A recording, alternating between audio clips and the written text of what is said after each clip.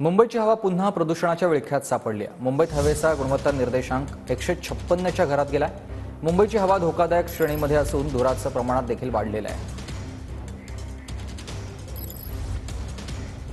3 महिन्यापासून मुंबईची हवा सतत खराब श्रेणीमध्ये राहिलेली आहे। आज पुन्हा एकदा मुंबईची हवा ही खराब श्रेणीमध्ये आहे। 156 AQ आहे, म्हणजेच जो हवेचा गुणवत्ता निर्देशांक आहे तो 156 वर पोहोचलेला आहे आणि आरोग्यासाठी ही हवा घातक मानली जाते। वातावरण आपण पाहतो, या ठिकाणचं मी सध्या मुंबईच्या बँड्रा वरळी परिसरामध्ये आहे आणि या ठिकाणची जर स्कायलाईन पाहिली तर धुरकट वातावरणाची निर्मिती झाली आहे। सर्वत्र धुराची चादर पसरलेली आहे, त्यामुळे दृश्यमानता सुद्धा बऱ्याच मोठ्या प्रमाणामध्ये कमी झाल्याचं चित्र स्पष्टपणे पाहायला मिळतं। गेल्या अनेक दिवसांपासून अशाच पद्धतीचं वातावरण मुंबईमध्ये राहिलेलं आहे आणि यात कुठलाही सुधार होत नाहीये। वारंवार वॉटर कॅनननं फवारणी केली जाते। महानगरपालिकेचे आयुक्त पण ग्राउंड झिरोवर उतरत आहेत।